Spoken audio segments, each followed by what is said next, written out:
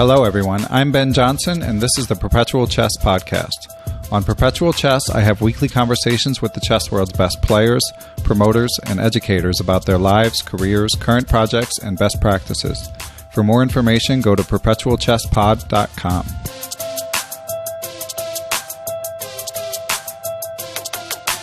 What's happening, everyone? Have a great guest today. I don't think he needs an introduction from most of you. Grandmaster Hikaru Nakamura, thank you so much for coming on Perpetual Chess. No problem, Ben. It's good to be on your podcast. So you're back from the Grand Prix in Paris and cooling your heels in Italy and just got to Florida. You've got the Sinkfield Cup coming up in a couple weeks. So how are you going to spend your time in these next couple weeks, Hikaru? Well, it should be interesting because before the Sinkfield Cup, I'm actually running a half marathon out on the West Coast near Seattle. So I'm definitely going to be busy with that. That'll be next Saturday on July 22nd. So just training a bit for that, getting ready. And then after that, I'll come back to Florida and I'll just be preparing for the Sinkfield Cup for the classical primarily. Okay. Have you been training already for the marathon? I've been training a little bit on and off. I mean, I think really my entrance, there are a few ways that I've gotten into running, but I mean, originally it's through my brother and my mother. They both have run quite a bit. My mom is in the middle of trying to complete half marathons in all 50 states in the U.S. She's also run a couple marathons, and in fact, she'll be doing the San Francisco Marathon next weekend.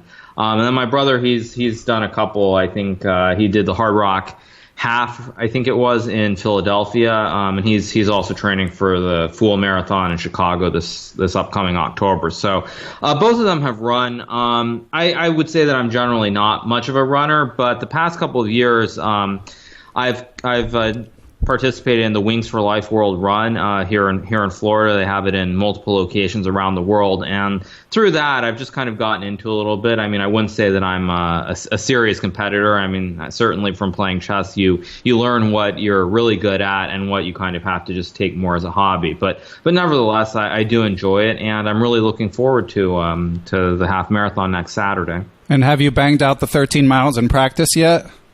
Not yet, no.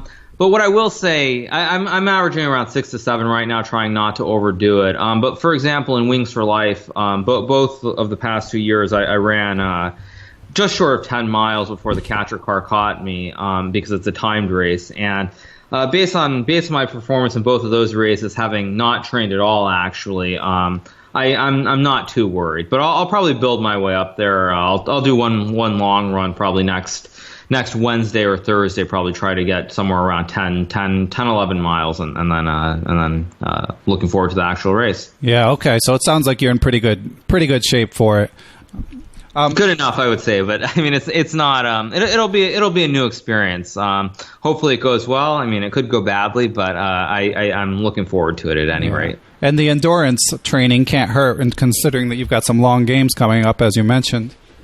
Yeah, certainly. I think it's really helpful for chess as well.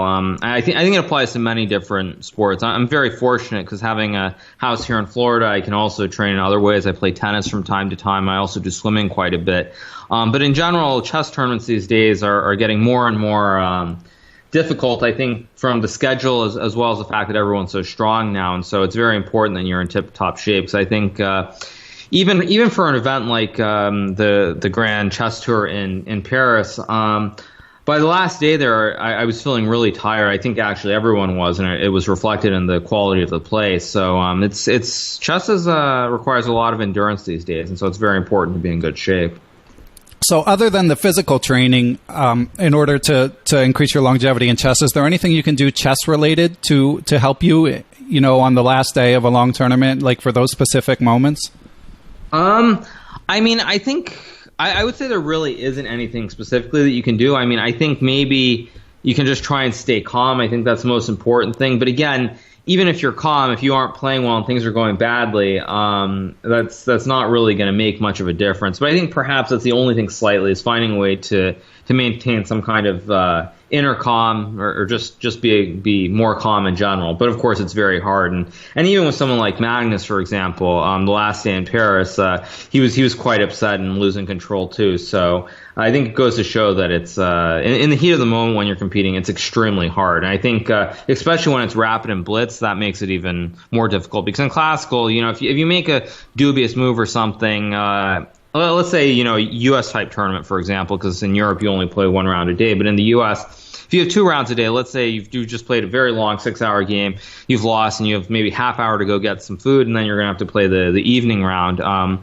But even there, let's say you make a slightly dubious move. I mean, like, let's say move 10 in the opening. You still can use like 20, 30 minutes the next move, or get up, go get some fresh air, and come back, and it's a lot easier to recover than it is when the games are quicker. Right. So you mentioned that Magnus got a little upset. Were you referring to the little argument that he had with Maurice Ashley? No, actually I was not. I was referring to after his loss against me, he went outside and threw a water bottle on the ground, and I think he said a certain Norwegian word. I think it's like "fein" or something. I know it means something quite bad, but that's what I was referring to. I was not referring to the Maurice incident. Okay. Yeah. Well, we've all been there in any event. We know that it's a vexing game, even for you chess monsters. Mm-hmm. Yeah, it's quite difficult. So you mentioned that you're training for St. Louis. Obviously, I think a lot of listeners are eager to hear about the recent announcement of the latest competitor in the faster events, Garry Kasparov. Did that catch you off guard? It did not. Actually, I had some. I wouldn't say that I was sure that it would happen, but I had heard some rumors about it during the Grand Chess Tour event in Paris. So it didn't catch me completely off guard. But again, I wasn't sure that it would happen because, of course, someone like Garry, the personality is and how big he's been for chess. You never really know because it's quite a big endeavor for someone like him to come back. Because I mean, if he plays badly, it can affect his reputation as well. So it's not just simply a matter of coming out of retirement to play one tournament. Yeah, I'm really looking forward to it. I think it's going to be very interesting. I think actually one of the reasons that Garry is participating, if I can say this, is I think that he's seen the quality of chess in the Grand Chess Tour events, and he hasn't been impressed. And I think he kind of feels like he can do better than that. So I don't know if that's actually the case, but that's my general feeling from the outside. And actually, having watched the event in Leuven and not competed there, you see some of the blunders, and it's very hard to believe that people can make these blunders. But then again, in Paris, where I was playing, everyone was making these blunders too. And so I think perhaps in the case of Garry, he's seeing this from the outside, and he just thinks, I mean, what's wrong with these people? They're playing like clowns. But But okay. I think when Garry starts playing, he's going to see that it's quite difficult too. Right. Everybody's an armchair quarterback, but when you get out there, it's a lot harder. All right. Well, there's a lot to unpack from that. So for starters, when you're watching an event like Leuven and you're sitting at your computer, not there, how do you watch it? Generally, I just pop in. For the rapid, for example, I'll just pop in at the start, watch the opening, see what happens in the first 5-10 minutes, and I'll go away and come back maybe a half hour later and see how the games are finishing up, or if it's the start of the next round. Because it's much harder for me as someone who's a competitor, just sit back and watch games from start to finish, because really at the level I'm at, most of the interest is going to be in the openings. So that's why I generally check in on the openings very briefly for every round and then go away, do other things. Sometimes I'll even just miss a few rounds and I'll just check it at the end after the games are finished for the day. So Hikaru, if you're watching the game and you see something that piques your interest from the opening, what would be your next step? Do you just watch more closely or look something up or what? It depends. Like right now I'm on a bit of a hiatus. I have this long break right now, so I'm not actually going to look at anything right away. But what I'll generally do is one of two things. If I'm on the hiatus like I am right now, I'll make some notes about it. And I'll come back and check later once I'm starting to once there's a tournament that's coming up again. If I have a short break though, where I'm still trying to be active and stay sharp, then I will look it up during the game and just see if it's been played or if it's something that could be a really serious idea, and then go from there. So it's one of those two approaches generally. Okay. And do you have the engine going when you're watching these games? Generally, I mean, the engine's always going on Chess24, which is normally where I'm going to watch a live broadcast. But I'm not going to boot up the Sirius Engines on my own computer to look at it, because I think that kind of defeats the purpose. Okay. When you're looking at a game in real time, it just doesn't seem very practical to me. Because when you do that, I mean, you see all these positions, and it's like, oh wow, look, white's winning. It's like +1 or something. But then when you're just looking without it, or you're not looking closely at the engine's evaluation, I mean, you think white might be better, but it's an interesting position. And unless you're preparing for a very specific game or something, those sorts of evaluations aren't going to prove to be very useful or very valuable. And they're going to, I think, distort your view of what's happening in the games too, because you're going to feel like, I mean, you're going to feel like the player who's, say, on the better side, I mean, they're playing terribly when the advantage goes from +1 to like 0.5 or 0.25. You just think, oh wow, they're just so bad.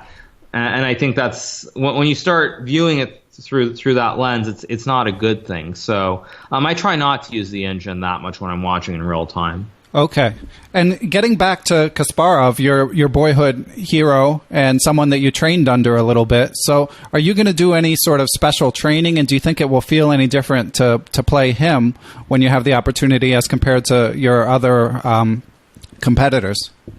Well, I think if I was just playing the Rapid and Blitz in St. Louis, it would be much easier to prepare for him. I think one big advantage that he has about playing the Rapid and Blitz in St. Louis is that it is after the classical event has finished. So I would like to prepare a little bit for him, but of course my focus has to be on the normal classical event, more so than on the Rapid and Blitz. Perhaps if there's a day or two in between the two events, I might look at something specifically for him. But I think it's going to be very hard, because you don't really know what openings he's going to play, what sort of the feel of everything's going to be like. Because in St. Louis, for example, he played in this Blitz event against Wesley Fabiano and I last year, and he was playing these Scotch variations. He was playing the King's Indian as black. So I mean, If that's any indication of what he's going to be playing or trying to play, then I think I'll look a little bit at that. But I think it's very hard to actually believe that he's just going to play the same openings he played in that Blitz event last year. So for me, I'm just hoping that I don't play him at the very start. I think that's the main thing. I'd like to play him a little bit later, end of the first day, maybe second or third day, just to get a feel for the openings that he's playing, just to see what sort of form he's in. Okay, and what about the emotions? What about the legacy of Garry Kasparov? The fact that you have looked up to him for a long time. Do you think it'll feel any different? I don't think so. The only thing that's going to be very interesting to see is how everyone treats him, because when you look at the event in St. Louis last year, there was prize money on the line. It still had some importance, but for the most part, I think Wesley Fabiano and I we were giving Garry too much respect in a sense. And now that this event is part of the Grand Chess Tour, now that there is more prize money and overall prizes to be fought for as well, it's going to be interesting to see how he does, because everyone's going to be out for blood, and no one's just going to say give him a draw here or there out of respect. And so I think that's going to be the most interesting thing to see, is how he performs when everyone does not give him a certain deference that normally they would. Yeah, I know the fans, myself included, can't wait to see. I mean, he's not lacking for competitive fire himself, so should be quite the spectacle. I'll say this: I don't think he's going to finish in last place. I would say that it's probably like, I don't know, like I would probably give 3-1 on that. Okay, and I'll finish in last. How many rounds is it? So it should be 9 rounds of rapid chess. You play everyone one time, and then 18 rounds of blitz. So you play everyone 2 times in blitz, once with white, once with black. Okay. So 27 total games over, I believe it is 5 days. So I'm going to put you on the spot, Hikaru. I know that you're someone who likes to speculate, and we're going to talk about that in a little bit. But if you're going to give an over-under for Kasparov's total out of the 27 points, where are you setting the betting line? Okay, so 27 games. So I would say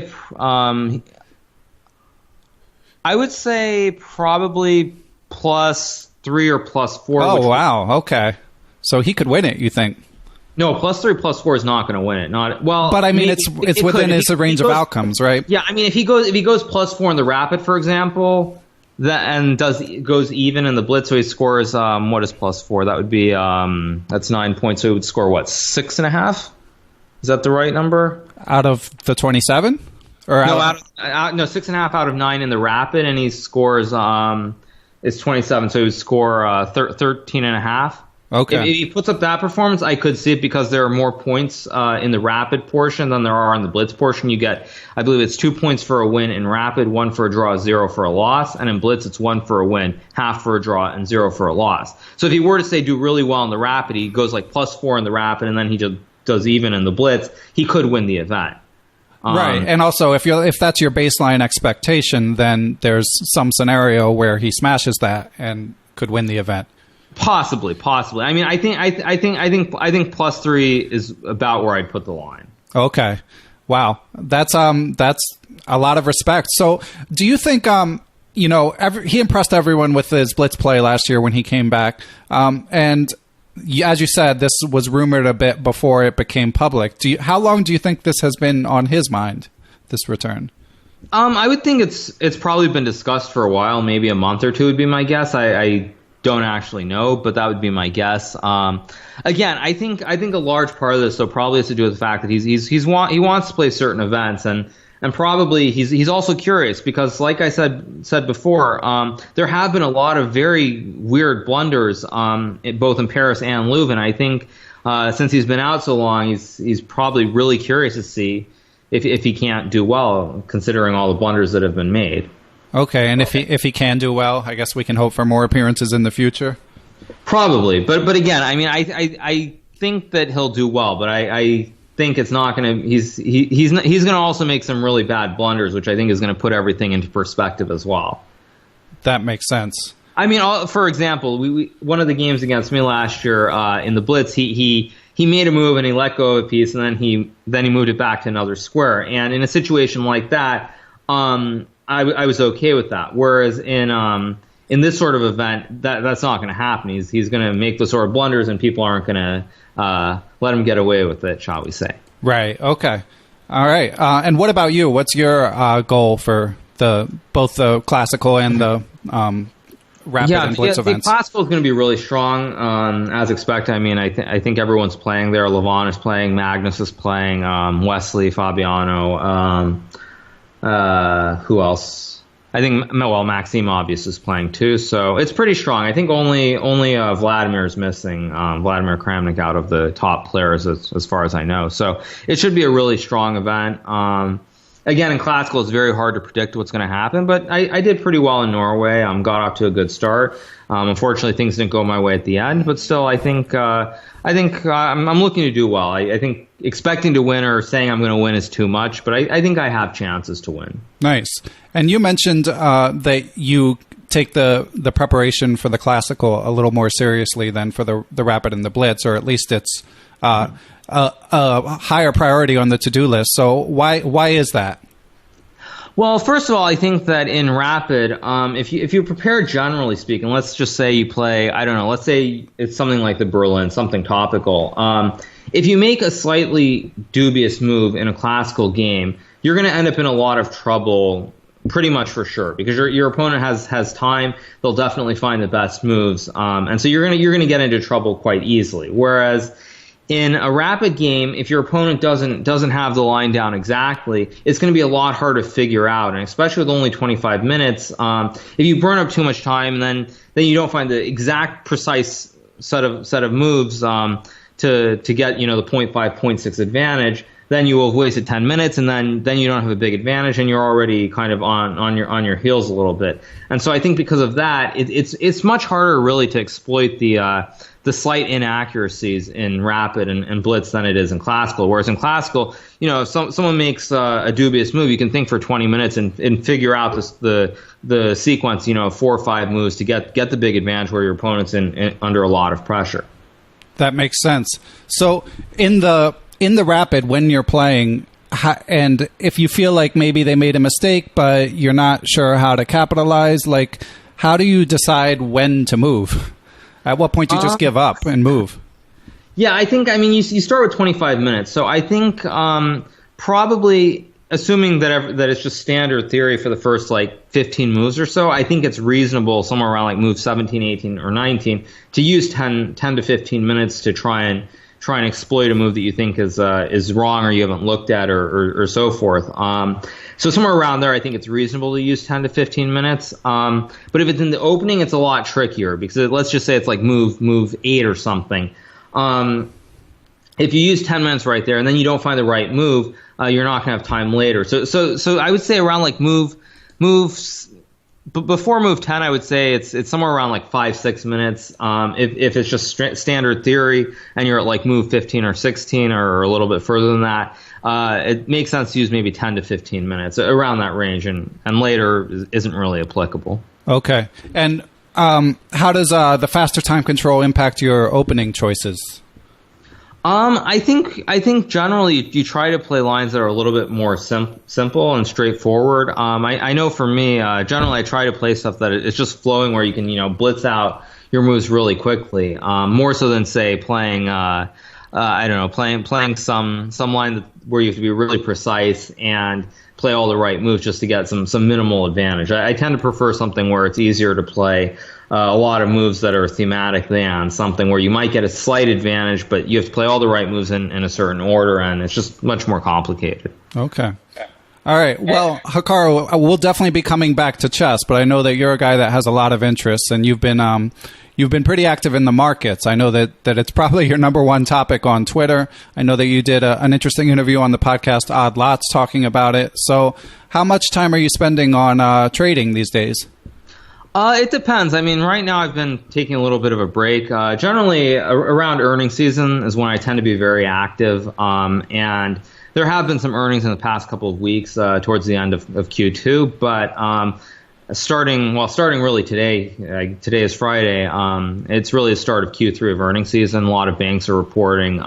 Next week is quite big. There are a lot of big companies as well. So I would say around the start of earnings season is when I'm most active. So that'll be like next week, June 17th to 22nd, I believe, or 21st, sorry. So I'll be active then. Q2, for example, I was active a lot in April and May. So really around earnings season is when I'm most active. Of course, that is year round as well, but really at the start of earnings season is when I'm most active. So there's a window of about 2 to 3 weeks. Then after that, I pick and choose, do certain plays as well, but it's usually right at the start. Okay, so it's when companies are reporting their earnings. We have to. I'm sure we have some finance interested people, but we also, I'm sure, have some chess listeners who don't even know what earnings season is. I think the most basic way of putting it is that, in essence, companies they report their earnings. Public companies, at least, that is, they report their earnings once every quarter, so 4 times a year, every 3 months, and. I mean, the reason the stock markets go up generally is you see growth in major companies, or you don't see growth, which tends to lead to the stock market going up or down. So a lot of companies, the majority of their moves percentage-wise tend to happen based around their earnings, because you tend to get an insight into the future and where companies are going. Okay, and how did you end up with that particular niche in the market? I've got some trading experience, and there's like a zillion different methodologies you can use. So how did you end up focusing on trading options around earnings? Yeah, I mean, originally it started options. I started very basic in that I started selling calls against stock that I had, which is called selling covered calls, essentially. And that means you own stock and you sell calls at a higher price in the future to guarantee some upside earning as potential, as well as if the stock falls a little bit. Of course, you don't get a free lunch anywhere. A stock could go up a lot more, it could also fall a lot more. So it's never a guarantee. But really, that was my start, was just basically selling covered calls against my stock to get some premium, make some extra money on the side while I held the stock for the long term. And so now I'm much more involved in options. I tend to trade a lot of different strategies. And I just I found that I tend to learn from actual experience. So for me, like, if I'm doing something directional, which is probably the closest thing to gambling, I would say, it's just I make small bets, just see the financial metrics. I mean, there are things called the Greeks, which tend to tell you what the implied moves are going to be I'm trying not to get too specific here, but basically there are certain mathematical formulas and certain numbers which tell you, say, stock A is should go up, or the implied move is going to be say 3% after earnings, and then I make small bets basically to see, if it goes up more than 3%, or it goes up less, or it just goes way down if a company misses. So I started really small with that, and then I've moved beyond that into more complex strategies, which I'd rather not get into them because it's going to be a little bit too tricky and it's going to take up too much time. But I started very basic, and I started small, and I kept trying different things over time. Okay. Yeah, no, I think that was a good explanation for the listeners. And when you're handicapping earnings for a given company, like what are your inputs? So you mean specific formulas, you mean? No, I mean, like, what governs your thesis, like, on a given company? Yeah, so I think there are a few things. First of all, I'm looking to see what the direction has been of the company lately. So if a stock, for example, has been up, let's just say, I'll give a good example. There's a stock like Nvidia. I think it's the biggest mover in the past 6 months or the past year on the Nasdaq. And if I look at a company like that and I think it's moved over 100% at least in the last 12 months. I think it might be closer to 200%. I'll look at and see what the rise is. And when a company has a really huge rise, I'm then going to go in and look and see what's fueling that rise. Like, is it actually based on fundamentals? Is there a reason, or is it based purely on everyone expecting the earnings and the future projections to be better and better and better and better? And with Nvidia, for example, well, this applies to all stocks generally, but when I see a huge run up like that, generally, unless there's some key component, something that's driving it up. After a huge run, I'm almost always going to take the short side of that bet, just because I feel that the risk reward is much greater for a miss than the company beating earnings. Okay. And generally, with companies that have been up a lot, for example, they're much more likely to fall a lot on an earnings miss than they otherwise would, because they're up so much that the expectations are so high that from a risk reward standpoint, I find that there's a better reward than the risk that's involved in some of those type of plays. Okay. That's just one example. So you're looking more at the payout than like digging through the balance sheet of a specific company and sort of projecting based Correct. On. Okay. Correct. I think that's the thing with earnings, is that a lot of the earnings, another example would be a company like Micron, which reported their earnings. I think it was two weeks ago now, or three weeks ago. And they reported great numbers. The numbers across the board were up on revenues. They beat on the top line and the bottom line, but the stock fell 5% the next day. So from an earnings standpoint, it's much more about them seeing what sort of move is going to be there, as well as looking at the actual numbers from the formulas. Again, I don't want to get too specific because I know most people here are not math people, but it's looking at the numbers as well. And then beyond directional trading, just going long or short, there are other things like the implied volatility, for example. Like if a stock has an implied volatility, let's say of a 3% move, or let's say a 6% move, but the historical volatility is, say, 1%. That's a 5% differential. And in cases like that, there's a certain other trade that I'll put on, or I'll at least look to put on based on those sorts of data points. Okay. And how has it been going for you overall? It's been pretty good. Q4 last year went well. Q1 was really, really great. Q2 was pretty rough. I mean, it wasn't bad, but I had a lot of unfortunate things happen, like the day of earnings or the day after, where things that shouldn't have happened. I mean, one example I would give would be Chipotle. They reported pretty good earnings for Q2, and the stock after hours on the earnings was up, I think, at some point about 10%. And then at the end of their conference call, they said there was some kind of security hack or breach, and so the stock only opened up, I think, maybe 4% the next day. So a lot of weird things happened to me in Q2, but still, overall, it's been quite good, and looking forward to Q3. Nice. So you mentioned you had some what might have been some bad luck, or things just didn't go your way in Q2. Do you find that upsetting when stuff like that happens? When it's really random stuff, I do find it upsetting. Like with Chipotle, for example. As I said, like the stock was moving nice. It was solidly up. I think it was up like 8, 9, 10% at some point after hours. And then when you have something totally random, like just they randomly mention a security hack at the end of the conference call.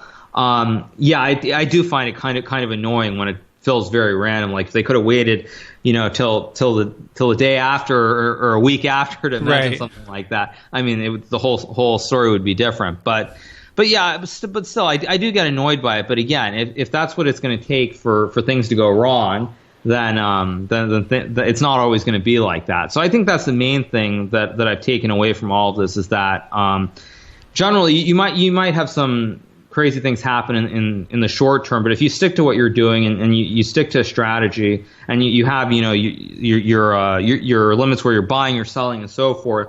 Generally, I've found things will work out. You just have to be persistent and keep going with it. Okay, and if how would you compare, let's say, a trade that goes against you that you find frustrating versus a frustrating chess loss? Which one stings more?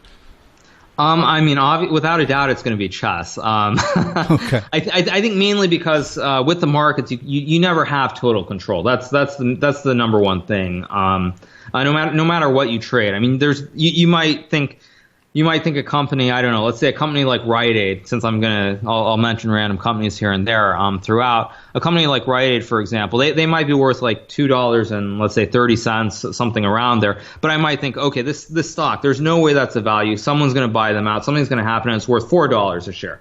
I might believe that. And I might have done all the research. I might go through the balance sheet, all this stuff, and conclude that I'm correct with my thesis, what I think is going to happen. But there's nothing to say that's actually going to happen at all. I mean, the stock could just keep moving down against me. And so, in a sense, I can do all the homework. I can make what I feel are the right decisions, but things can always go wrong. And so, it feels bad because if you're trading, no matter what you're doing, you believe in what your analysis is.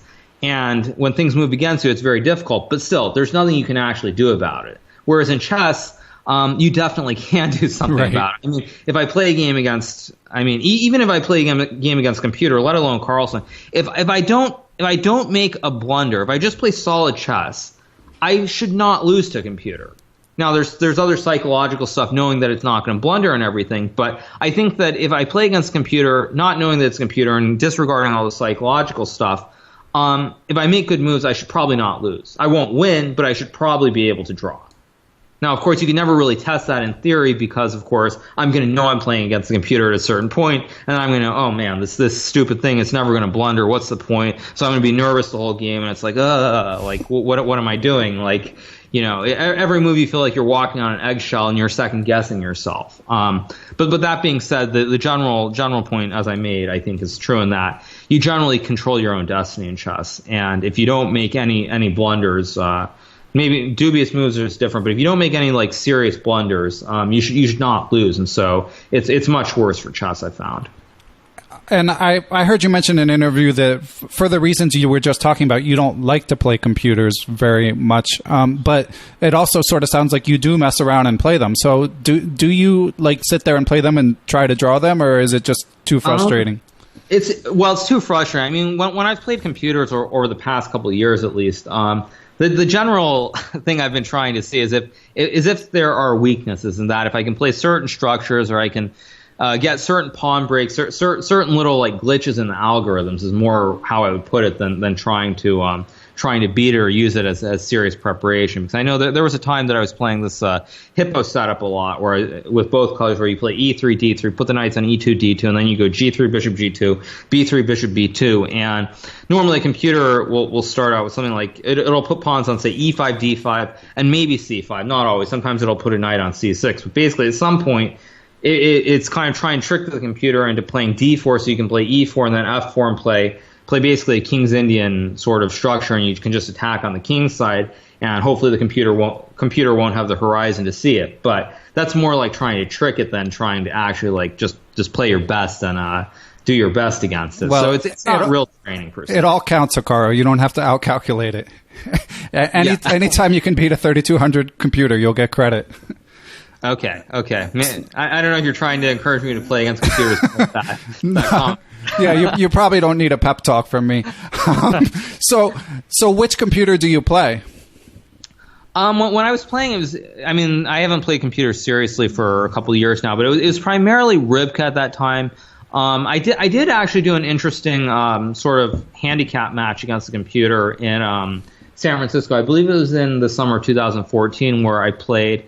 I don't remember the exact form, but I think it was I played 2 games against the computer where I could use a much weaker version. So I was playing against Stockfish, but I had a computer with a much weaker, well, just a much older computer, so it had a much weaker version of Stockfish. I think we played 2 games, and then I think it was 2 games. It could have been more, but I think it was 2 games where I played against Stockfish with pawn odds. So the computer started without a pawn on the board, and actually in that I think I lost the final game, but basically I drew one of the games where I had the help of the computer. Then the second one I misplayed and I lost. So I lost 1.5 to half in the portion where I was playing with the much weaker version of Stockfish, and then in the 2 games I drew the first one with the pawn odds, and then the second one, because it was a 4-game match, I overpressed in an equal position and lost the second game. So all in all, I did quite well with the pawn odds, but again, I think it says a lot when you get pawn odds, and still it's very hard to beat a computer. Yeah, for sure. And do you is it upsetting if you lose to a computer? No, not at all. I mean, because really, at this point in time, I think everyone has come to accept that they're just much better than us. So it's more about trying to learn what you can from it. I mean, whether that's studying openings with it, whether that's playing and trying to pick up a little something about certain types of positions. Like, for example, there are a lot of positions where you might play against a computer with pawn odds, and it's just you're going to get an eval where the position is equal, and things like that I find quite interesting, where you're up a pawn but it's just completely equal. So those sorts of things actually I find quite interesting. But in general, it's hard to get mad because computers are so much better than us, and we've known it for some time now. So it's not like something new where we're just trying to adjust to it. Unlike for example, say in Go, where it was sort of, I mean, a bit of a flashback where you hear these Koreans and these Chinese guys, and it's like, I mean, the computer, there's no way that these programs can beat them. It's just gonna be a bit of a joke. And then of course I think the Korean guy first, and very recently the Chinese champion, they both lost and lost quite badly as far as I know. So yeah, I think in general it's just trying to learn, and getting upset doesn't really serve a purpose. Okay. And what's your overall take on sort of the interaction between chess and computers, and where it's going in the future? It's very hard to know. I mean, I think in a certain sense, chess is definitely improved in that everyone is much better. We've learned a lot from in many ways, but primarily that most positions can be defended, unless you're just completely lost. Most positions there are going to be defensive resources. And I think that's one thing, the main thing that computers have taught us more so than anything else, is that no matter how bad the position looks, unless you're literally just losing, there always is the possibility to have defensive resource. And I think that's the main thing. And I think also, like, I remember in Gibraltar this year, Nigel Short won a game against Fabiano Caruana. He played a really nice game. Fabiano didn't play the opening very well, got into trouble, and I mean, Nigel just played a great game. But one of the comments after the game from Nigel was that with these top guys, basically, once you get an advantage, you basically have to just drive the stake into their heart, because they just keep finding moves, they keep defending. And I think that's definitely true. But see, like, when Nigel says something like that, for Nigel, he's not used to that, because when he was up at the top, chess was a much different game than it is now. Whereas say for me or for anyone else, I mean, in order to beat someone really strong, that's completely normal. I mean, you don't expect that. You expect if you get an advantage, they're going to keep defending, and you just have to play the absolute best moves to win. And so I think that shows how much chess has changed since the days of people like Nigel, Garry, and those other top guys. So what do you think the primary driver of your generation's chess players being better defenders is? It's literally just the engines telling us that pretty much any position, no matter how ugly it works, or how ugly it looks, is defendable. It really is. I mean, there are, I can't think of any specific examples offhand, but there are a lot of examples where you get a worse position. It might be like 0.5 or 0.6 even, which is fairly serious. But if you keep defending, I mean, eventually you're going to go into some endgame or something, and you're going to be worse, but it's never losing. So I think that's the mantra, essentially, that I tend to believe in, that is, unless you're just losing the position, there's always going to be a way to defend, no matter what, always. So in terms of the numerical evaluation from a computer, what's the threshold, do you think, where you're probably losing versus where it's probably tenable?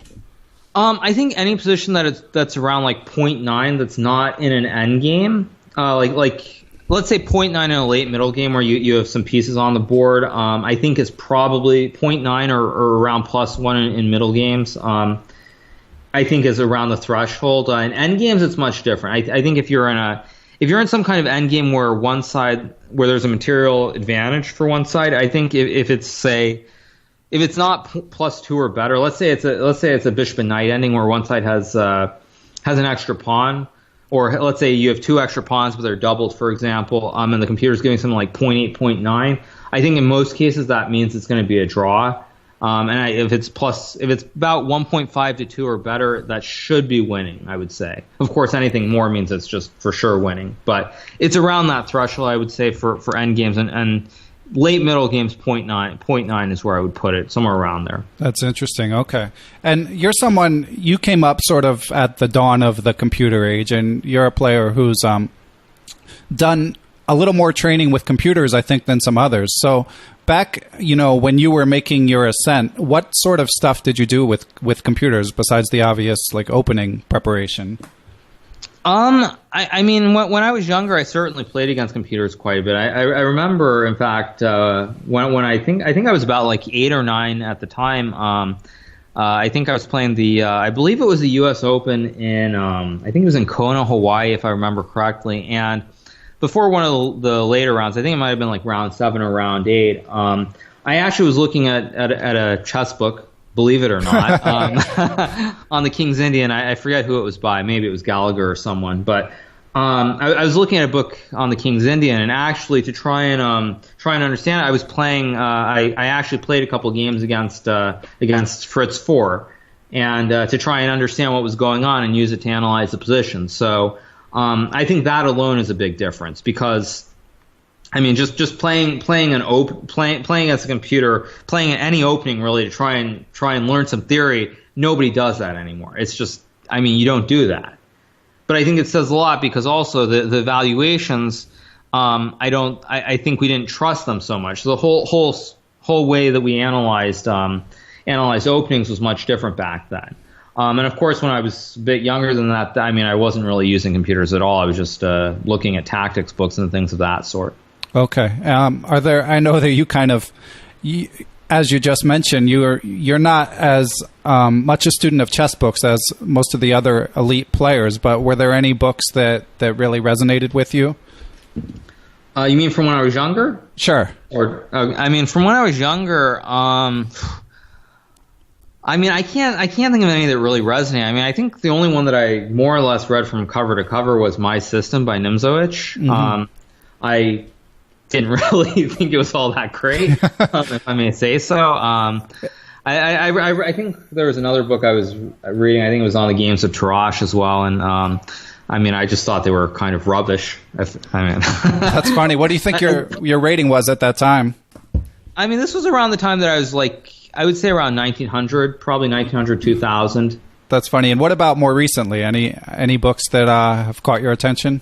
I think of the books that I've looked at least in recent years, the only ones that really stand out to me are the My Great Predecessors books by Garry Kasparov. I found them to be really interesting to read, just because it's much easier when everything is laid out in a certain order, as opposed to, say, going in ChessBase and just looking through, a bunch of games. You never know which ones are the most important ones.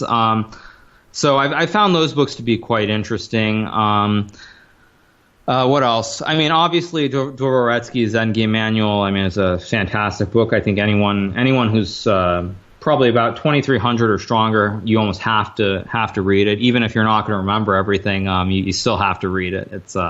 It's absolutely a fantastic book, and I think one of the most useful ones too, because a lot of these end games, I mean, you think you're never going to get into some of these end games, but a lot of them do happen over the course of your career. You do end up in a lot of these very interesting rook and pawn end games, or these minor piece end games as well. Okay. Yeah, a lot of guests have spoken highly of that book. All right, so let's get into your training a little bit. So you mentioned Kasparov. You're known to have worked with him some years ago. What was that experience like? It was very interesting. I think Kasparov, he obviously has a lot of knowledge. He was a world champion for so long, and he was generally ahead of the field in terms of theory and playing new ideas at the time. So I found the opening work to be quite interesting. I felt that his preparation was very strong. The method that he went about it and understanding how players played was very good. That being said, I felt that perhaps some of the technological stuff he was a little bit left behind from that standpoint. That a lot of the files that I looked at, some of the old ones especially, they were not clean files. There were a lot of errors in them, and a lot of evaluations were completely wrong. So I think, I mean, it was quite good, but I found that the most important thing was hearing about his experiences and how he thought certain players played, players more of his generation. Because obviously when I worked with him, it was 2011, so a lot of the older guys were still around, much more so than they are today. People like Gelfand, for example, or Svidler's still playing, of course, but he's slightly weaker. Ivanchuk's another one as well. So his experiences from playing a lot of the players who were from his generation or just after, he had a lot of insight there, and I found that was probably the biggest takeaway, more so than anything. He obviously was very good at coming up with ideas still, but again, things like the Berlin still were stumping him even in 2011 after it had been 10 years pretty much. Right. So when he gives you insight on a particular player, without you don't have to dish dirt on specific people, but what would be the nature of the insight? Like, he's weak in this type of position or this opening, or what? It's more certain openings or certain structures within those openings they just don't feel comfortable within. It's not that basic, obviously. It's never quite that easy, but along those lines. Okay. And why did you end up stopping working with him? I felt that the results weren't quite there towards the end. I felt we weren't really in sync. And so it didn't seem right. And also at the time I was working with someone else who I still am working with, and I found a lot of the general approach. They tended to have the same conclusion, but the guy that I'm working with now, he tended to reach the conclusion quicker. And I think probably the best example of that would actually be from Vaikonze in 2011, the year that I won the tournament, where I'm going to say it was round 11, maybe it was round 12. I was playing a very critical game against Jan Nepomniachtchi, and the guy that I'm working with, Chris Littlejohn, everyone knows who he is at this point. He basically felt that for that game, the best opening choice for me against Jan would be to play the Caro Kann. Jan plays E4 almost all the time, or he did at least at the time. So we felt that Caro Kann was probably the best opening choice. But I would say that with Garry, for example, when I spoke to him, that was almost the last choice that he came to. First I think it was play a knight, or then it was like play E5, maybe play French, or play certain lines within the Spanish. There were a lot of different things he said, and it was only kind of after thinking it through and then talking to me the next morning that he felt that the Caro Kann was the best opening choice. And now that game obviously was very early on when I was working with him. Obviously Vaikonze was probably the biggest tournament that I've ever won.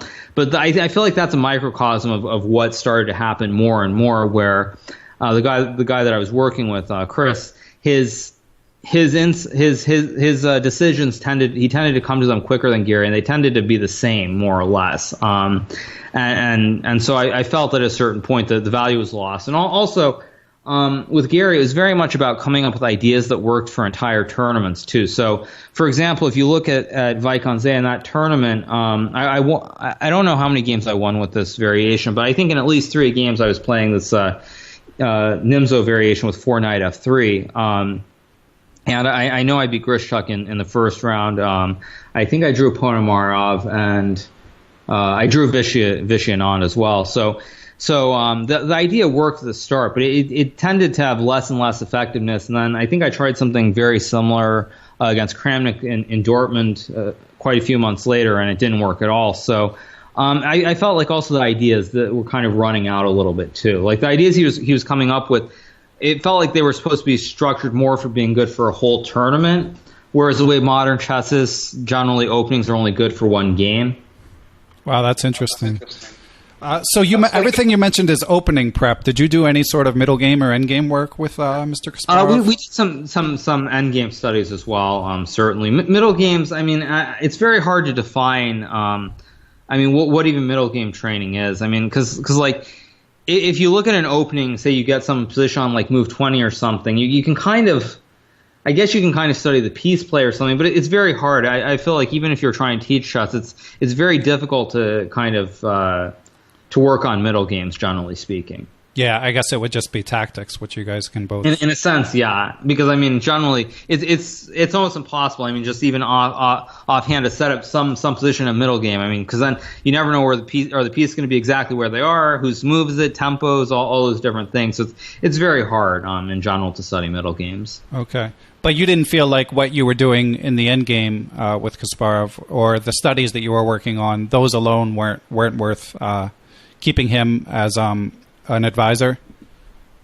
They were useful, but I felt that I could. I didn't feel that I was I also felt as well. I felt a lot of pressure. I felt I was not obtaining the optimal results at the same time. I think that's one thing that has to be said is when you're working with people or they're trying to help you, there has to be a balance between criticism and optimism, basically being positive and being negative. And I found with Garry as well that it was, the positivity was there from time to time, but it was more or less something like, okay, you played a great game, you won, good. Now, focus on the next game in a sense, as opposed to any really constructive, positive comments.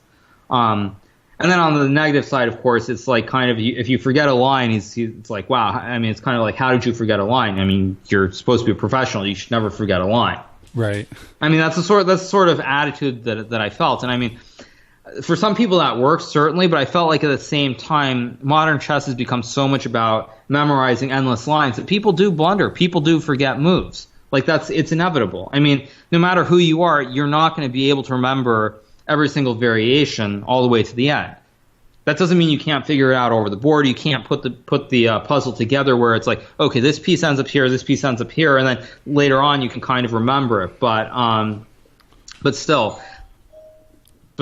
like when you have to memorize so many different lines, it's going to happen. I felt like Garry didn't seem to completely understand that, and he felt like you should just be able to remember everything. And so I felt there was a lot of pressure, and in general, I think for anyone when there's a lot of pressure, it's very hard to play your best, because if you're feeling pressure, it's like thinking like, okay, let's say it's move 12 in a Najdorf, for example. Let's say you didn't look at this line yesterday. You looked at it like 2 weeks ago or something. You think you know the right move, but you're not certain. And then when you start thinking through at the board, it's like, wait, but okay, this should be the move. But wait, if I do this wrong, then you start thinking what's going to happen after the game. You're going to hear something about it, even if you do well. And so I just felt overall I was not. It felt like too much pressure. I didn't feel like the results were optimal as well. Okay, well that's understandable. So you mentioned that you've been working with Chris Littlejohn. I think it's a topic of some interest to a lot of the listeners. Can you walk us through when your relationship started, when you guys started to study together? Yeah, so it's really a funny story. So I think this goes way back. I'm not even sure the year now at this point, but I think it was in 2002, 2003, somewhere around this time. One of my good friends at the time was this master from he's originally from Indiana, but he lives in Dallas. His name is Jason Doss. And at that time, I was spending a lot of time on the internet playing chess. I think it was primarily ICC, and he was an admin on ICC. So I spoke to him quite a bit because I certainly had some issues back in those days. And And so through talking to him and everything, at some point, I ended up talking to Chris. I'm not really sure how it occurred, but we started talking. I think it was on ICC, and then it was on AOL Instant Messenger, just for those people who still remember those days. And so we started talking, and originally I think it was something random, like he was trying to help me out with some kind of SAT prep or something with algebra. I can't remember specifically what it was, but it was something along these lines. And then at some point we ended up talking about chess, and then he ended up actually helping me kind of more for fun than anything. I didn't pay him for this or anything, but for this event in Karabakh in Armenia in 2005, I believe it was. And it's worth noting also this tournament was never rated. I did gain, I think, six or 7 points, so it would have been nice if that tournament hadn't been rated at some point, but it wasn't. But anyway, in that tournament, he kind of helped me out, did some prep. And one of the big games in that tournament that I won was against Alexei Dreyev. All these games should be in Mega Database for people who are curious. So I won a very big game against Alexei Dreyev in a Moscow in the Semi-Slav. And he helped me with this game, and the prep was very good, and I had a good result. As I said, I picked up 7 points. I think I went +1 or +2 against around a 2,700 average, maybe, or a little bit below. But there were some very good players in that event, and so I had a great event there. And then from there, we worked on and off a little bit in early 2006, but around mid 2006, I actually took a break from chess. I went to college. I went to Dixon College for a semester, and then it was in December of 2006. Was it 2006, or am I getting my dates confused? I could be getting my dates confused here, but I played a tournament in Barcelona. In fact, I think it was not 2006; it was 2007. Now that I think about it, in December of 2007. I think it was called the Barcelona Casino Tournament. It was a tournament in Barcelona, a round robin event. I think Dominguez played there. Krasenkow. There were one or two other players who were mid 2600s who played in that event as well. And so he helped me with that event, and I think I went +3 or +4. I won a very nice game against Dominguez in a Queen's Gambit accepted. I played probably one of my most famous games, if not my most famous, against Krasenkow at that event, where I sacked a queen on F2. So we worked together on that tournament, and we kept working little by little. Obviously, in those days, I was not an elite player, so it wasn't that serious. I mean, he was helping me. I was paying him, but it wasn't a full-time job for him. He was, I think he was actually writing computer security papers for Red Hat, Microsoft, and other companies. But we really started becoming serious in 2009 when I played in the U.S. Championship in St. Louis. And for that event, obviously times have changed again, but for that event, he actually he drove from Dallas up to St. Louis, and he took his whole desktop and he brought it with him to St. Louis. I mean, nowadays that just sounds completely insane. Obviously, you have remote access, you can do anything, but he, I mean, literally brought his supercomputer that he had bought a few weeks before, brought it up to St. Louis, set it up in the room, and that tournament, which I won, by the way. A lot of things went right there, but it kind of the reason that it seemed right, more so than anything, was that I remember the last round. Before the last round, I think I was tied for first place with Robert Hess. He was having a phenomenal tournament, and so we were tied before the last round. And going into the last round, I had white against Josh Friedel, who I think I had a decent score against him. Maybe it was +1, +2 overall. It wasn't anything big, and certainly I'd lost a few games to him as well. So it was a very critical game, and I remember the night before we were preparing, I was like trying to think of any kind of idea, because he plays E4, E5. I mean, very solid player. He knew his Archangel lines. I think he played maybe the Marshall as well, or he played something else, one of the Gambit type of lines. He seemed to know his stuff quite well. So I remember we were discussing. I couldn't really come up with anything. I mean, I thought of some crazy ideas too, like the Evans and things, but nothing seemed to really work. And so I think at some point, maybe it was around like midnight or something, I just decided to go to bed. The rounds were early. I think they were at 1 p.m. So I just decided I'm going to go to bed. I told Chris, like, basically just take a look, try and find something. And actually what he came up with was something really good. He came up with this line in the it's not the fried liver. What is it called? What is it? Anyway, it was e4, e5, knight f3, knight c6, bishop c4, knight f6, knight g5, d5, e takes d5, knight a5, bishop d3. For some reason I can't think of the name of this variation off the top of my head. But anyway, the line worked very well, and I won a very nice game in about 20 moves. It was very smooth, and so kind of I knew that from that point on that he was capable of generating ideas and coming up with things. And it's worth noting also that a lot of the opening ideas that I've come up with, I don't tend to get much credit for them. A lot of people seem to don't think that I'm a very good theoretician at any rate. But this bishop d3 idea, for example, after that game, it became very mainstream, and I think even Nigel actually played it in one of his Blitz games against Garry some years later. So that's one of them, but also there are other things like the Dutch as well, and some other things too. But I'll leave it at that. But yeah, having said that, that's kind of the whole history of how it got started. And pretty much from then on, not only the U.S. Championship, but also he went to San Sebastian with me for the next event that I played in, which was I think about a month after the U.S. Championship ended.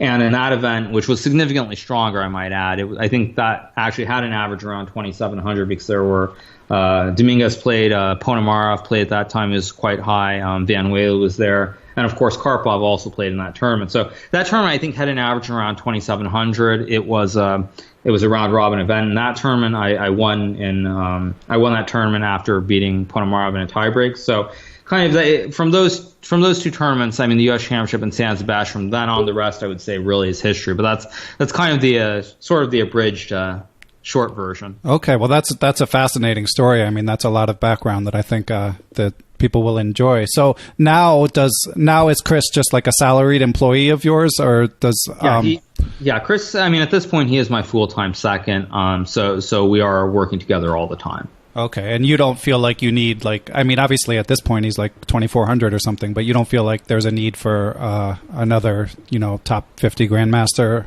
I mean, it's very hard to know what the right balance is. I mean, one of the things that I tend to think is one of my strongest qualities, actually as a person, is being able to evaluate and see what the strengths are of people in general. I'm not referring to chess so much. I'm just saying in general. And so, like with Chris, for example, he's very good at generating ideas. He's fantastic at that. And I really feel that if Chris could actually remember the preparation that he does, he'd probably be a Grandmaster himself. Having said that, Chris has the unfortunate issue that he can't really remember his prep. He might be able to remember it the same day, and then a week later he'll not remember any of it at all. But that being said, like for me, it's not important. Like it's not important that he can't remember, but the fact that he can come up with a preparation is paramount because I get to play the game, and I have all the right tools to play at the level that I play at. And you would say you're better at remembering it, I would gather. Yeah, I mean, I think that's probably the number one thing. For becoming a really strong Grandmaster today, you have to have a really good memory because there's so much to memorize. There's so much you have to remember. And nobody remembers it perfectly, but you have to remember probably, I would say, about 90% is where I would put it, or around there. Wow, that's a lot. But yeah, so getting back to the topic, though, I think like Chris, he's able to come up with the ideas. So even though he can't do it, the ideas that he comes up with, the way that he's able to understand the computer evaluations is very important. Those are components that I feel that a lot of top players do not possess. I mean, you might have a better feel for a position in general. Obviously, the stronger you are, the more experienced you are. You're going to remember. You're going to have a better feel for a lot of these positions. But again, in this day and age, it tends to be more important that you can understand what the computer is saying than what you yourself think. And so considering that Chris is able to understand evaluations quite well, and the fact that he's able to come up with ideas, I feel like it's more like fine-tuning. Whereas I feel with the top players specifically, it's going to have to be very single-minded in that you have to be able to come up with good ideas. And that's about the extent of it. And there are certain people who can do that. Certainly, I mean, I would have to say that Rustam Kasimjana, for example, the idea that he came up with for Fabiano in the game that I played against him in the last round in Norway chess was a very good idea. Obviously, after one game, the idea is, I mean, it's not going to be playable again because everyone will just spend an hour using their computer looking at it and realizing, okay, there are very easy ways to equalize, and it probably won't be seen ever again.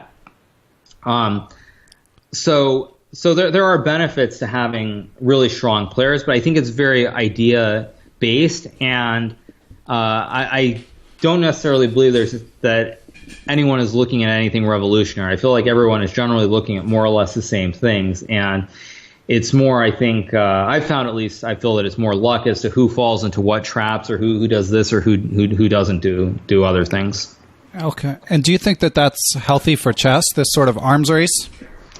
No, I don't actually. I think, in a sense, for me, it feels a bit like it's not chess in a certain way, because it feels as though it's just a matter of who prepares better or who goes deeper, and that just kind of, as someone who grew up a little bit before all of this, for me personally, I find it a little bit sad, because I feel like that's not what chess should be.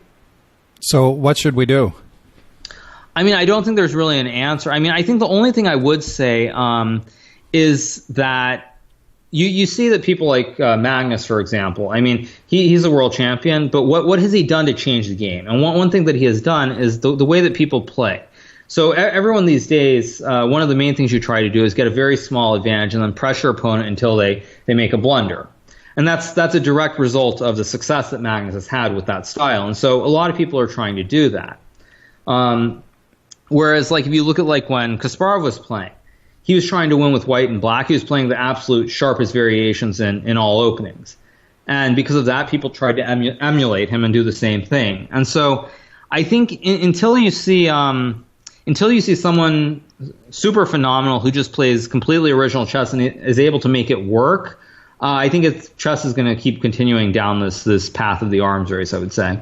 Okay. And do you think that, like, change in rules is necessary?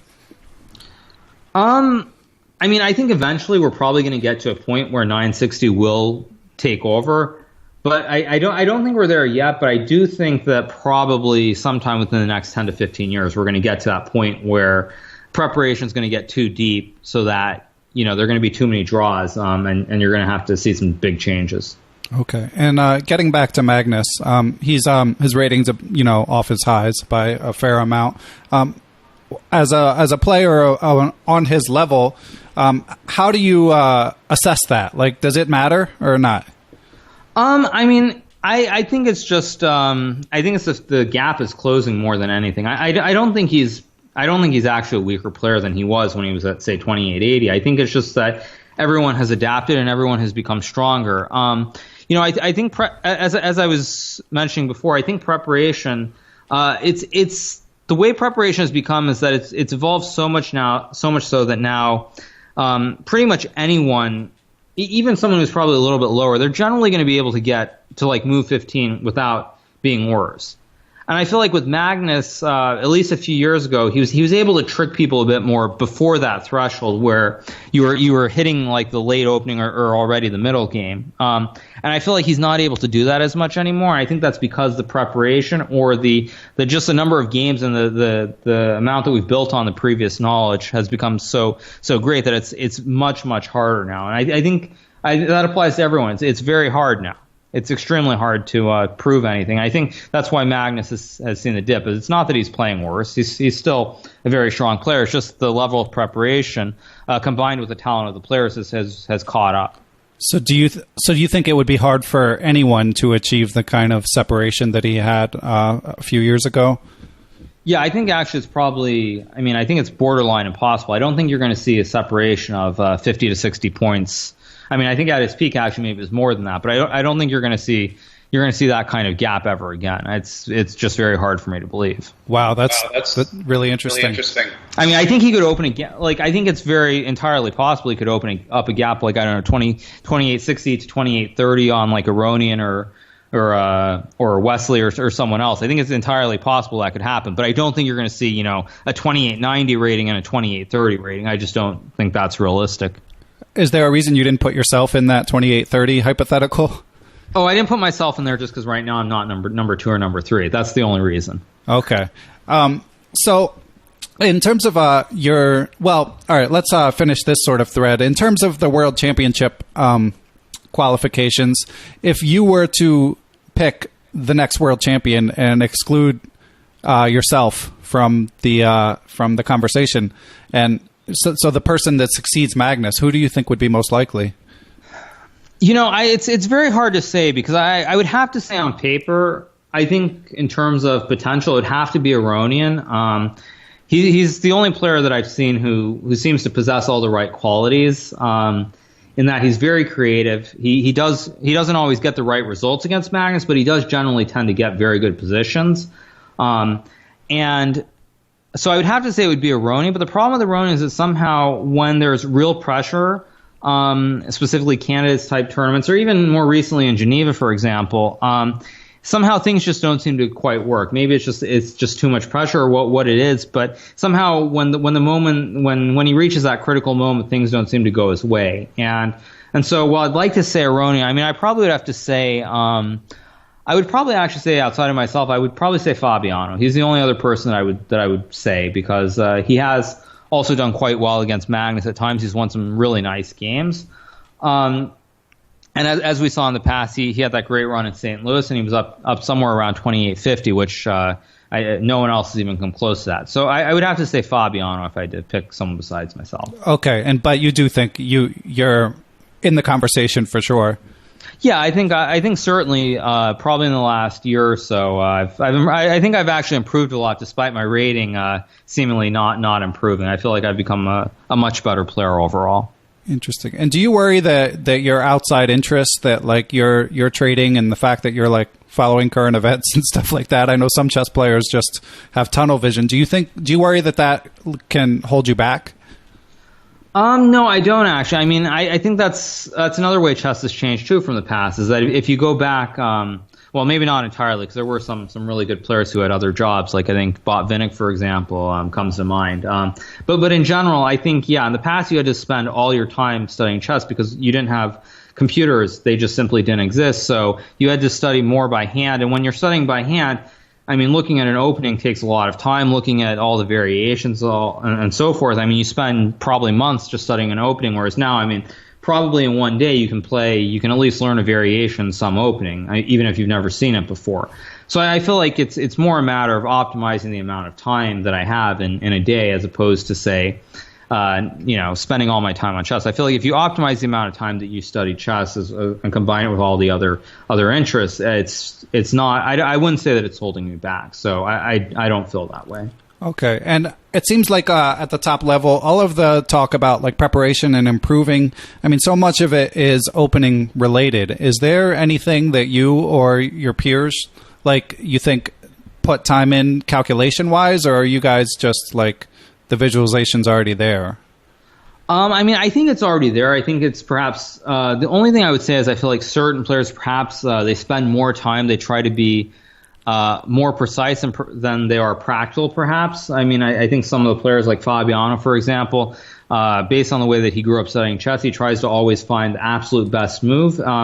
And sometimes that obviously makes sense. He's certainly a great player, but other times it gets him into a lot of trouble because he gets very low on time, and then he doesn't. Then if he doesn't have an overwhelming advantage, the time pressure seems to get him into trouble quite often. And the same could actually be said for Grischuk as well. Okay. And you obviously you were a prodigy growing up. You've always been near the top for your age, but you did need to make a jump from when you were about like whatever 90th in the world to now you've been in the top 10 for basically 5 straight years. And you were known as a tactical wizard as a kid, and now you obviously can do everything. So was there something that you did to solidify the other portions of your game? I think it's funny you should say that. I think actually there's one thing that stands out. I obviously was a very strong tactical player from the time I was quite young. I've always had a very good tactical vision. But yeah, I think one thing that stood out with me was it's always strange, but certain little comments somehow they seem to get stuck in my head, and one of them stands out for me, which was I don't know if it had an actual it really affected me anyway, but one that stands out was. I believe it was the U.S. Open in I want to say it was in Fort Lauderdale. Maybe it was somewhere in Florida, and I want to say 2005 or 2006. I'm not sure the exact year. I think it was 2005. But at that tournament, Alexander Wojciechowicz was there, and anyone who's from my generation or before, or at least playing chess in America, certainly remembers him. Oh yeah, yes, so he's quite a personality. And so I remember, I think it was at the end of the term, he said something to me like, you need to play more positional chess. I don't think it was quite that direct, but it was something along those lines. And that really stuck with me. And I think shortly thereafter, I started trying to play a little bit more positionally. And obviously, it's not really that simple to just become a strong positional player. It doesn't happen overnight. But I feel like from that comment sort of helped me try and play a little bit more universally. So you just made an adjustment in your actual tournament games, or was there any sort of training that I was just trying to make an actual adjustment, trying to play slightly different openings. Okay. And you've mentioned in the context of your trading that you learned from experience. It seems that more so than most other chess players, that's been your development with actual chess as well. Do you agree with that assessment? Yeah, I found actually that's the best way I've learned, no matter what it is. Well, I mean, it depends what we're talking about, but certainly in regards to chess and trading as well. Yeah, I found that experience. That's exactly how I learned best. I think obviously reading chess books like growing up, it certainly helps. There definitely are benefits, but for me, I've always found that I learned best from being in the actual situation and actually like playing. Interesting. Okay, Hikaru. Well, I've got a handful of other topics, but they're a little more lifestyle related. I think we're privileged to have you as a guest on this podcast, and you've got a pretty unique life. So, number one question: do you have an agent, or do you do everything yourself? As of this moment, I do not have an agent. I don't do everything on my own. I have a couple of friends who help me here and there, but I found in general it's very difficult because even where I am, the level I'm at, I mean, if you have an agent, it's kind of a matter of what can they do for you. And if you look at it within the context of the chess world, there's not a whole lot in that. Your tournaments, as a top 10 player, you're going to get invited to certain tournaments. That's how it is. There isn't really much to negotiate. Sure, you can maybe negotiate the appearance fee or something, but it's not going to be a substantial difference between what you'll get if you're negotiating it yourself. And so I found from that standpoint, it doesn't make a whole lot of sense. Now, if there are people who wanted to help me on the outside, it's certainly possible. But from the dealings I've had, most people have wanted a cut of certain things within the chess world, and I've found that for the most part I can handle them myself, or I can get some help from a couple of friends, or even my stepfather, and so within the chess world I don't feel there's necessarily value, and outside I haven't really explored that much. Obviously these days I'm doing a bit more. Obviously, I was on that Odds Lot podcast. I'm probably going to be at a Forbes conference later this year. That hasn't been confirmed yet, but I think it's fairly likely. So there is a possibility going forward, especially as I get more gain more prominence, to become more interested in other things, that I will have an agent. But as of right now, I'm pretty happy with the way things are, and I tend to be able to deal with everything myself. I tend to be pretty good at compartmentalizing and utilizing the time that I have. Nice. I'm looking forward to your show on CNBC. Well, okay. I'm not a huge fan of some of those. Yeah, I hear you. I'm with you. Bloomberg's a little more my speed, but even that's not ideal. Okay. So when you started to get invitations to these tournaments, when you crack the top 100 and start to be invited to these invitationals, how do you figure out what appearance fee to ask for? I think at the start it was much more difficult, certainly, because there's not an established kind of fee to begin with. There's nothing as established. You don't really know what to take and when to ask for more. So, I felt like, again, coming back to this whole experience thing, it's kind of you throw out some numbers, you see what people accept, what they don't accept, and you go from there. And in the chess world, I found, and this comes back again sort of to the agent issue, is that you can sometimes ask for more money. There's nothing wrong with that, certainly, but generally most of the chess tournaments tend to have fixed budgets. So if you look at the tournaments that I play in, for example, the Grand Chess Tour, everything is in the prize money. There's nothing to be negotiated. Magnus negotiates certain things, but that's sort of out. Those are other issues not related specifically to the tournament itself. And so there's nothing that really needs to be negotiated for the Grand Chess Tour. The Grand Prix, also this exact same way. All the money is in the prize fund. And so beyond that, there are certain tournaments like Gibraltar, for example, or I guess Zurich is another tournament that I played in where you can negotiate certain things, but that's 2 tournaments. And if you look at overall, that's 2 tournaments out of, let's just say, maybe 7 or 8. I think there's also U.S. Championship that I play every year. Again, that's all in prize money, nothing to be negotiated there. So I found, at least since I've become in the top 10, there isn't a whole lot of negotiating that needs to be done. For the most part, you're not going to get shortchanged, and I have certain limits that I've established, and very rarely do I find necessary to negotiate. So it doesn't seem to be a big deal. Okay, and when you go to a tournament, do you get picked up at the airport? Yeah, pretty much. Well, it depends on the event. I mean, I would have to say that all the events that St. Louis is involved with, their organization skills are second to none by far. The U.S. Championship, for example, they pick everyone up. Same applies to Singfield Cup, and then for the Grand Chess Tour as well. They always organize car services or limos. It's very good. So for the most part, that's true. For the Grand Prix as well, they do pick everyone up at the airport. So I think with the exception of tournaments that aren't really close by, say a tournament like Vikonsee, for example, which is 2 hours away from the Amsterdam airport. Sometimes for that you have to organize your own transportation, but for the most part, the organizers do provide transportation. I guess London is an example where usually they don't, because Heathrow is so far away from West Kensington. So some events they don't, but for most they do pick us up at the airport. So it's quite nice. Nice, yeah, sounds good to me. So how'd you decide to live in? You split your time between Florida and Italy? At the moment, yes. Okay. How'd you decide to live in those places?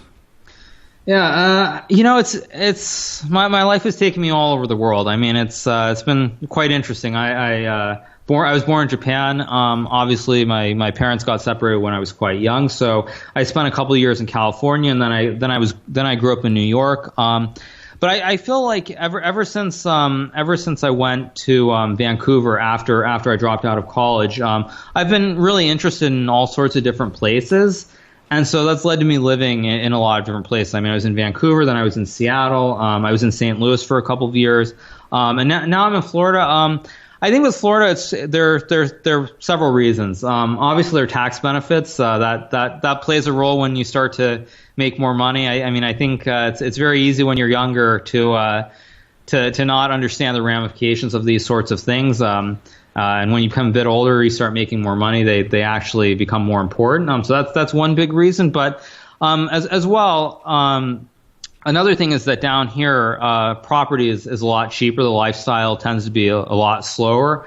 And I think growing up in New York, having spent a lot of time, I spent time also in San Francisco as well as Vancouver. Those are 3 of the most expensive markets in the world, frankly. And so when you spend a lot of time in these places and you see what the rents are, what the costs are for buying houses or condominiums, it's really a shock when you see what you can get for those same sorts of amounts of money in certain other places. And down here in Florida, as I mentioned before, it's you can get a lot. Your money goes a lot further. So it's quite nice down here. But also besides that, the mayor of the city I live in, Sunrise here in Florida, is very involved with some chess programs as well. There's AF4C, which is doing county-wide programs for, I believe it's kindergarten and first grade, and then there are other programs as well for, I believe, third and fourth grade too.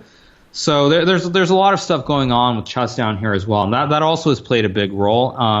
And then on top of that, the new owners of the hockey franchise down here, the Florida Panthers, they also have an interest in chess as well. So across the board, there's a lot of interest in chess. So it's not simply for the first couple of reasons I mentioned, but also the fact there's a lot of appreciation and interest in chess too, and that has played a big role as far as why I'm in Florida. And as far as Italy, most people know I have a fiance who is Italian, so I spend a fair amount of time there as well. Haven't decided where if anywhere I'll live full time, because playing chess requires you to travel so much that it's not something that I'm thinking about at this moment. But I do like Italy as well. I mean, it's quite a bit different here than the U.S., but especially being in southern Italy, I think people tend to they tend to enjoy what they have much more than, say, the monetary benefits that come from life. And I've found that to be very refreshing at times, too. Yeah, it sounds like you're pretty grounded. I mean, you're not, in terms of making your choices of where you live based on expenses and stuff like that. I mean, Florida certainly, to some degree, there are big advantages than New York, for sure. But I really do like it down here, and also I mean there's access to everything down here, and above all else, just having access to the airport is going to be the number one priority in my life, at least for a few more years. So yeah, I just like everything here, and as I said, Italy as well. I mean, when you go into, I mean, it's not just Italy, but when you go to some of these countries like Spain as well, southern Spain and southern Italy as well. I mean, a lot of people, they don't necessarily have the great jobs. The technology is certainly lagging behind compared to other parts of Europe or the U.S. and Canada. But still, when you see the work they put into gardening or having fresh food and these sorts of things, there are a lot of benefits to that too. And I think especially when you see how slow it's been and how long it's taken for things like organic food to become so popular here, the fact that there still are issues, with companies with GMOs and using pesticides, all these other things, and you see people gardening and farming in some of these places like Italy or Spain and even Greece for that matter, it's quite amazing, and it's quite refreshing to see the way that they still can live this lifestyle and they haven't been put out of business by the big box retailers. Okay, you said a few more years of intense travel for your playing. What do you think might change in a few years? I mean, I think it's going to depend a lot on how long I maintain an interest in chess. I mean, for the moment, I'm completely focused on it. I'm very serious about it, but I do have a lot of other interests. And I mean, at some point in the future, I would like to do some other things. I mean, I've always wanted to do something with a foundation or something with a nonprofit. Try and do some good for the world. Try and help out people who are a little bit less fortunate. So. I don't know if that's, say, 5 years from now, 10 years from now. But I will say I do think that it's very unlikely that I will play chess past the age of 40. I don't really foresee myself playing till I'm like 45 or 50 the way that you see like Vichy, for example. Not that there's anything wrong with that. I mean, he's an amazing player, but I just don't feel that that's what I'm going to do when I'm past the age of 40. Wow, I think there's going to be some disappointed fans. Do you think you'll play like once or twice a year, or would it just be too hard to be pleased with your games? I think it all depends on what your expectations are. I think one thing that I really, really admire about Vichy, for example, is the way that he keeps going on. Sure, he's not the world champion. Sure, he's probably never going to get back to that level. But he still enjoys the game, and he still can be very competitive. So I really find that refreshing for someone who was a world champion. Whereas with some of the others, I mean, two people come to mind. I think Judith Polgar is one example where she retired right before she lost the number one spot to Hu Yifan. And of course, Garry is another example of someone who he just couldn't be a professional chess player if he wasn't the absolute best. And so it depends on what your expectations are. So when I look at those two different sorts of champions, I feel that I could still play chess. Certainly, I'm not. Even if somehow I were to say, let's say I win the World Cup, I win the candidates, and I beat Magnus in a match. Even if I were to become world champion, I still don't think that I would be incapable of playing, even if I wasn't the absolute best. I feel like there's more to it than just having to be the absolute best. And on top of that, you're never going to be the absolute best forever. That's just how life works. Unfortunately, you're never going to always be at the top. I mean, although some people are trying to prove that isn't true in some other sports at the moment. Yeah. But yeah, I certainly could still play some.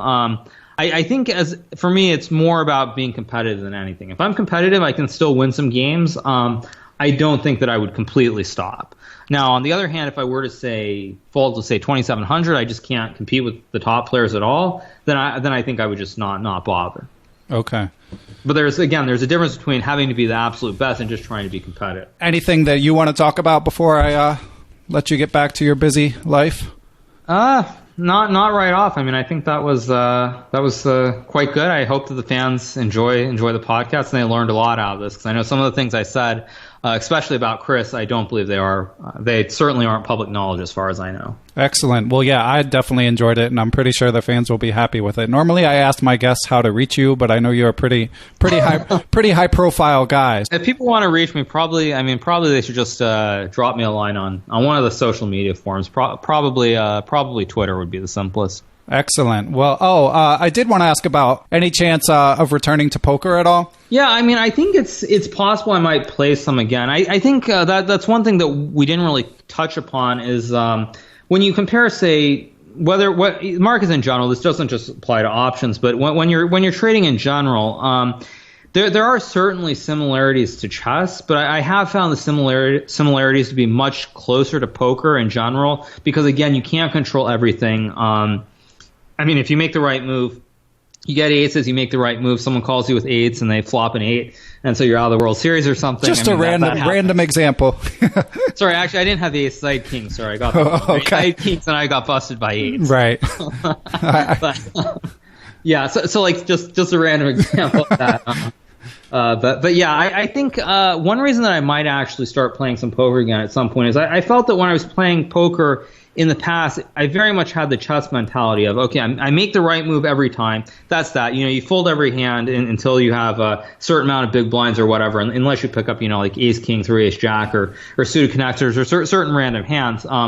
Whereas I feel like now, because I view it more through the risk reward and trying to be more practical and realizing you can't control everything in the markets, I feel like that might translate towards how I view poker. And so at some point I might play some poker again. I doubt I'll ever play it seriously. I mean, there was a period when I was grinding at some of the cash games for periods of time, but I really didn't enjoy it that much. And I feel like there's more to life than that. So I don't think I'll like try and grind or play seriously, but I think it's possible that I might go and play some events at the World Series, for example, or just play some local events at some of the casinos, like Seminole Casino here in Florida. So it's possible. I wouldn't say it's something serious, but I think it's quite likely that I'll play again, just because I think the way that I would think about it, I mean, the analysis is all going to be the same, but the way that I tend to think about it, the way that I tend to control my emotions, I think would be quite a bit different just because of what I've done with the market. So it would be an interesting experiment. I think at some point I will play a few tournaments. Nice. Well, we'll keep an eye out. And one last thing about poker. You mentioned to me offline, and I thought this was interesting, that you have a theory about why the chess players who have done the best in poker are not the strongest chess players. Could you expound on that a bit? Yeah, I mean, I think really poker, I feel, it comes down to two things. It comes down to analyzing the hands and making the right decisions, but a lot of it also is risk reward management, and then one other thing is emotions, and I think those are really the three components. And obviously, if you're a strong chess player, it doesn't matter the level, you're going to be able to analyze hands quite well. It's just it's something that comes with playing chess. You learn how to analyze situations in general, so that's certainly not an issue. But I think in general, when you're a really strong chess player, you begin to believe in yourself that you're never going to lose, or if you make good decisions at the chessboard, you're never going to lose. And I feel that does not translate to poker, because then when you make good decisions and say you lose a hand for, say, half your stack, for example, because you're not always going to be all in. Say you lose a big hand for half your stack, where you feel you made the right decisions, and they played some random cards and they hit like a backdoor straight or something. That you're going to lose control of your emotions. You're not going to be able to stay focused in the same way that someone who's a little bit weaker and someone who has actually lost quite a few games will handle it. I mean, someone who's weaker, who's lost a lot of games, are going to be much better at handling situations where things don't go the right way, I feel, than people at the top, because once you're at the top, things don't go wrong for the most part. I mean, you might have a really bad tournament in chess here or there, but generally you're going to be somewhere near the middle, where you say you draw a bunch of games, win one or lose one, or you have a really good tournament. But you're generally not going to have really, really bad tournaments for the most part. And I think because of that, anyone who's probably like around above like 2,400, they've had too much success with chess that losing, it doesn't feel natural. And then when you do lose some of these big hands, you emotionally, it becomes too much, and so you make bad decisions going forward. Huh. Yeah, I think you might be onto something. I mean, some of the best chess players, some of the best poker players in the world, like Dan Smith and Fedor Holtz, were like, FIDE 2,300.